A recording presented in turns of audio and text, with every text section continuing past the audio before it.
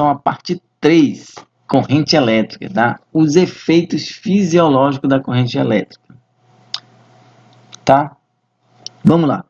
O efeito fisiológico da corrente elétrica corresponde à passagem da corrente elétrica por um organismo vivo, pode ser um ser humano ou qualquer outro organismo.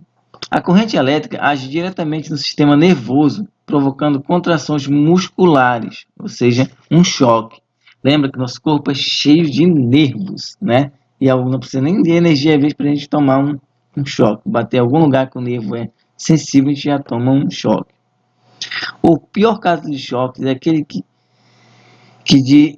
origina quando uma corrente elétrica entra pela mão de uma pessoa e sai por outra. Tem grande chance de afetar o coração.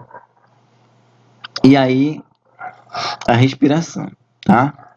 Então, alguns efeitos. Se tu tem 1 miliampere, é uma corrente, e aí não tem nem tanto a ver com tensão, tem a ver com corrente que passa pelo nosso corpo. 1 miliampere é uma sensação de coceira, formigamento, só uma brincadeirazinha. 10 miliampere é uma perca de controle dos músculos, ou seja, tu vai pegar um choque, vai se movimentar involuntariamente, tá? 10 miliampere a 3 amperes pode causar a morte, tá legal?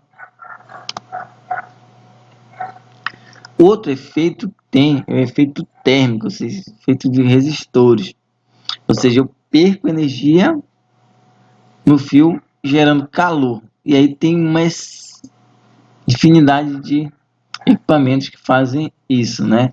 O próprio computador, ele gasta muita energia, a eficiência dele é menor no questão de uso de energia, porque ele esquenta muito, por isso tem o cooler para resfriar, né? Tem as aletas aí que servem também para resfriar. A geladeira também esquenta muito e a maioria dos eletrodomésticos esquentam. O exemplo disso é o celular, quando você passa muito tempo no WhatsApp ou fazendo qualquer atividade, vendo vídeo, alguma coisa no WhatsApp, telefonando, você vai ver que esquenta. Então é uma perca. E assim, bom, esse é o efeito térmico, também conhecido como efeito Joule. É causado pelo choque dos elétrons livres contra os átomos dos condutores. Ao receber energia, os átomos vibram mais intensamente, tá? Então, lembra lá da aula de física 1 ou física 2, que a gente estudou a parte térmica, ok?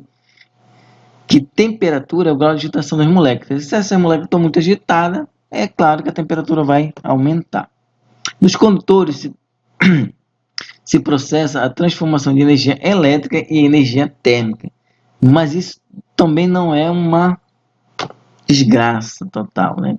Existem muitos equipamentos que geralmente são feitos para isso, são equipamentos térmicos, tá? E a gente vai chamar que são equipamentos resistivos, que vem de resistor, que é um componente aí da eletrônica que nós vamos estudar, vamos fazer alguns experimentos, vocês vão ter contato com os resistores. Aí exemplo disso é o secador de cabelo, eu ouvi falar chuveiro elétrico, a gente não usa na nossa região porque já é quente demais, né? Mas o ferro de engomar a gente usa, sanduicheira a gente usa, e chapinha que eu acho que é o Márcio que usa bastante, pelo que o Francenildo falou aí, né? Márcio gosta muito de chapinha. Beleza? Então esse é o efeito térmico. Um outro efeito também que tem é o efeito luminoso, tá? É um fenômeno elétrico em nível molecular. Aí mas é só o efeito luminoso é só dessas lâmpadas antigas incandescentes? Não. Todo tipo de transformação de energia elétrica em luz é um efeito luminoso. Em determinadas condições, a passagem da corrente elétrica através de um gás rarefeito ou metal faz com que ele emite luz. Essa é a ideia das lâmpadas fluorescentes, tá? Incandescentes ou luminosos, que são algumas aplicações desse efeito. No caso das lâmpadas fluorescentes, tem um gás lá que quando passa a corrente elétrica por ele fica excitado. Calma, não é para o Francenildo ficar excitado, é que esse gás fica excitado e emite luz, tá? a transformação direta de energia elétrica em energia luminosa. E esse foi um grande avanço para a gente, né? Imagina a gente aí sem luz elétrica, né? Para falar luz elétrica. Não, é um efeito luminoso na corrente elétrica. E tem o efeito magnético. Ah, mas o efeito magnético, será que está no nosso cotidiano? Será que a gente vê isso? Né? Usufrui desse efeito magnético da corrente elétrica?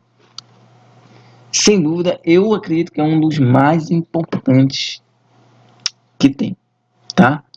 Efeito magnético da corrente elétrica. É aquele que se manifesta pela criação de um campo magnético numa região em torno de uma corrente elétrica. Beleza? A existência de um campo magnético em uma determinada região pode ser constatada com o uso de uma bússola. Ocorrerá desvio de direção da agulha magnética. Não precisa nem tanto ser uma bússola, tá? Mas dá para fazer esse teste bem facinho, até com uma pilha, não precisa de uma bateria. Este é o efeito mais importante da corrente elétrica, constituindo a base do funcionamento de motores elétricos, transformadores, tá? Relés e inúmeros outros tipos de aparelhos elétricos. Por exemplo, a transformação de energia hidrelétrica é por esse princípio. Se a corrente elétrica gera um campo magnético, variação do campo magnético pode criar uma corrente elétrica. Um vezes o outro, vice-versa. Tá ok? Continuando, a gente vai ter materiais que são condutores e materiais que não são bons condutores. Eu costumo chamar que são materiais bons condutores e materiais mal condutores. A gente vai estudar o comum que se fala, materiais condutores e materiais isolantes, tá? O que são materiais condutores? São os meios materiais nos quais há uma facilidade de movimento de cargas elétricas, ou seja, dos elétrons. Em alguns tipos de átomos, especialmente os que compõem os metais, ferro, ouro, prata, cobre e outros, a última órbita eletrônica perde um elétron com grande facilidade. Por isso, seus elétrons recebem o nome de elétrons livres. Tá legal? Então, tá bem fácil e muito rápido para ser um material condutor. O ouro é o melhor condutor que existe. Então, alguns computadores, os processadores são banhados a ouro. Tá ok? Materiais isolantes ou mal condutores. São os mesmos materiais nos quais há uma facilidade, não há facilidade de movimento das cargas elétricas, dos elétrons.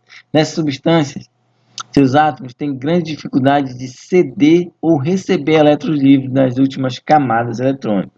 São substâncias como o vidro, a cerâmica, o plástico e a borracha. Tá?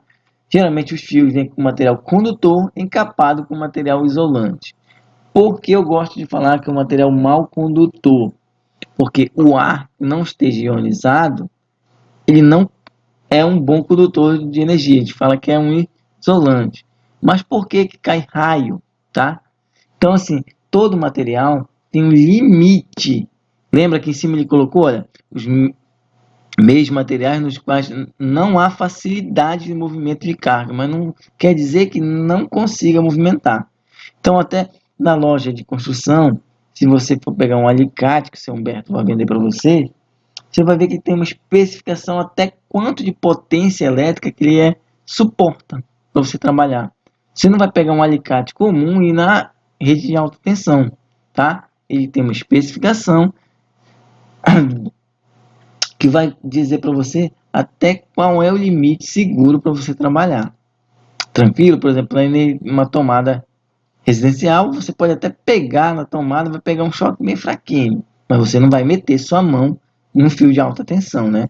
Dependendo da voltagem, aí o material pode passar de isolante a condutor. Por isso eu prefiro falar que há os bons condutores e os má condutores de eletricidade. Beleza, pessoal? Galera, agora vai estudar e resolver teu exercício.